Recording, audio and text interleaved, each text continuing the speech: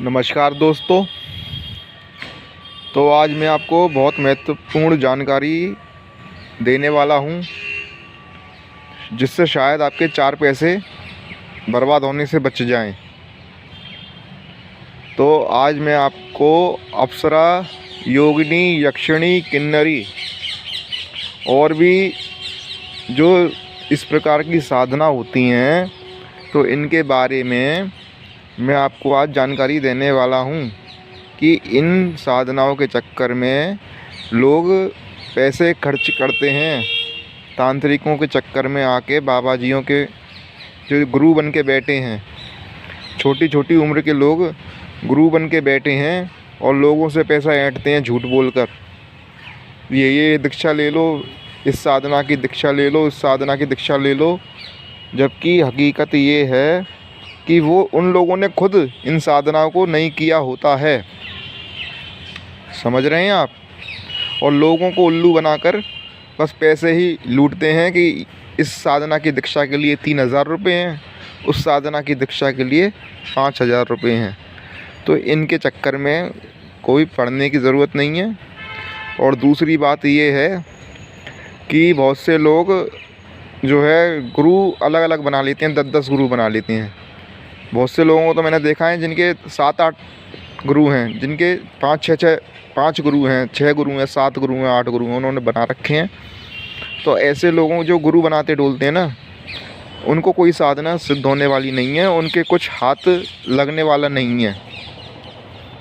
समझ रहे हैं? तो देखिए, कोई साधना करने के लिए कोई गुरु बनाने की ज़रूरत नहीं। पहली बात तो आपको अगर कोई साधना करनी है तो अप्सरा साधना सबसे बेस्ट है। और योगिनी, यक्षिणी, ये सब जो है नेगेटिव साधना है, इनमें आपको नुकसान है। इसमें आपने अगर यक्षिणी साधना की, अगर आपने बीच में छोड़ दी, तो यक्षिणी आपको छोड़ने वाली नहीं है। कुछ ना कुछ, या तो आप पागल हो जाएंगे, या कोई आपका अंग भंग कर देगी, या आपको फिर जान से भी मार सकती है। एक अप्सरा साधना जो है वो सात्विक साधना है, सौम्य साधना है।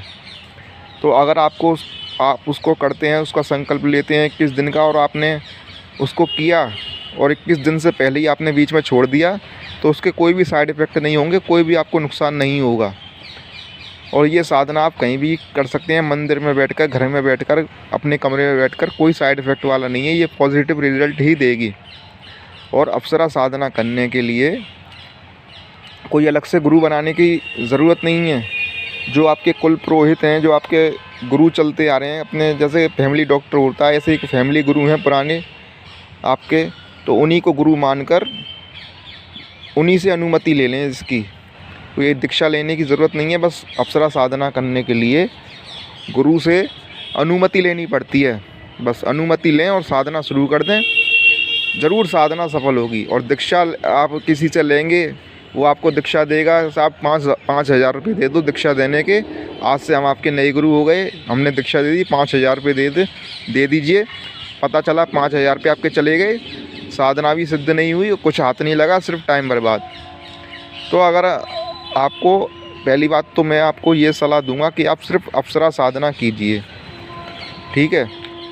क्योंकि ये कोई नुकसान देने वाली साधना नहीं, और इस साधना के लिए किसी नए गुरु के चक्कर में पड़ने की ज़रूरत नहीं है। समझ रहे हैं? और ना ही पैसा बर्बाद करने की ज़रूरत है। आपके अगर पुराने गुरु हैं, कोई फैमिली गुरु हैं, बस उन्हीं से आज्ञा ले लीजिए कि मैं उन्हीं से ही अनुमति ले लीजिए कि मैं अप्सरा साधना करना चाहता हूँ, मुझे इसकी अनुमति दीजिए। बस आपका काम 100% सफल है फिर, ठीक है ना? या अगर इसके अलावा आप परी साधना करना चाहते हैं, यक्षिणी साधना करना चाहते हैं, ठीक है, तो उसकी कोई उसका गुरु होना चाहिए जो आपका भला भी चाहे, आपसे पैसे न ले और आपको पूरी सुरक्षा दे, तभी आप ये यक्षिणी, अप्सरा, यक्षिणी, योगिनी, परी साधना कीजिए। अन्यथा आपको कोई साधना करने की ज़रूरत नहीं। सिर्फ आप जो है अप्सरा साधना ही कीजिए। और अपने जो पुराने गुरु हैं, एक ही गुरु, वही गुरु चलेंगे, उन्हीं गुरु से अनुमति लीजिए। अगर उनके सामने जाने की हिम्मत नहीं पड़ती तो मन ही मन उनको प्रणाम करके उनसे अनुमति लीजिए और अप्सरा साधना आप कीजिए, अप्सरा साधना का जाप कीजिए। अगर दिन में भी जाप आप कर सकते हैं, काम करते चलते फिरते जैसे आप काम कर रहे हैं, मन ही मन जाप चल रहा है, तो उसकी भी गिनती होती है, अप्सरा उसकी भी गिनती करती है। तो जितने आपके जाप बढ़ेंगे अप्सरा उतनी जल्दी सिद्ध होगी, उतनी जल्दी आपके सामने प्रकट होगी। तो आप दिन में भी उसकी ये नहीं कि रात को 10 बजे ही आप माला कर सकें। अगर सुबह भी आपके पास टाइम है तो सुबह भी आप बस जो है यंत्र ले लें, अप्सरा यंत्र, और प्राण प्रतिष्ठित अभिमंत्रित माला ले लें, और सुबह भी आप बस जप करने बैठ जाएं मन से, मन लगाकर, ठीक है ना। तो सुबह भी आप इसका जाप कर सकते हैं। ये सब फालतू की जो है भ्रांतियाँ हैं कि रात को ही जाप करना है, 12 बजे के बाद जाप करना है, 10 बजे के बाद जाप करना है, नहीं। अप्सरा साधना करने के लिए आप दिन में भी जाप कर सकते हैं, और रात में जाप करें तो अच्छा, और दिन में भी अगर आप जाप कर लें, जितना आप जाप करेंगे उतनी जल्दी ये सिद्ध होगी। और किसी से दीक्षा लेने की ज़रूरत नहीं। जो तुम्हारे पुराने गुरु हैं उन गुरु को ही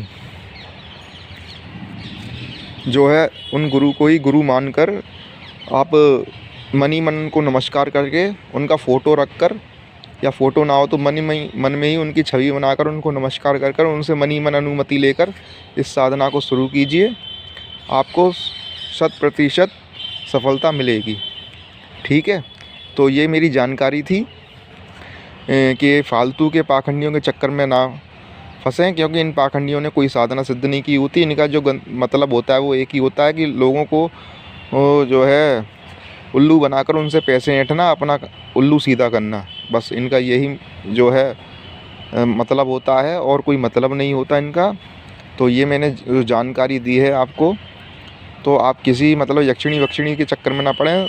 अगर साधना करनी है तो अप्सरा साधना करें और मन लगा कर करें, और दिन में इसका जितनी बार जाप हो सके, जब आप फ्री हों दिन में, जब भी माला पकड़ के बैठ जाएं जाप करने के लिए, सफलता मिलेगी आपको। बस अप्सरा साधना करने के लिए जो है वैसे किसी दीक्षा की ज़रूरत नहीं होती, बस अपने गुरु से अनुमति की ज़रूरत होती है। तो आप अनुमति लीजिए और अपने मतलब कड़ी मेहनत कीजिए, आपको सफलता ज़रूर मिलेगी। और सिर्फ़ अप्सरा साधना ही करना, और किसी साधना के चक्कर में पड़ने की ज़रूरत नहीं तो आपका जीवन बर्बाद हो जाएगा। तो दोस्तों, तो मित्रों, आपको ये जानकारी कैसी लगी? अगर आपको ये जानकारी अच्छी लगी हो तो हमारे वीडियो को लाइक कीजिए और कमेंट में ज़रूर बताइए कि आपको ये जानकारी कैसी लगी। और अभी तक आपने हमारे चैनल को सब्सक्राइब नहीं किया है तो हमारे चैनल को सब्सक्राइब ज़रूर कर लें, ताकि ऐसी सच्ची जानकारियाँ आपको मिलती रहें और आपको होने वाले नुकसान से ये हमारी जानकारियाँ बचाती रहें। जय श्री कृष्ण।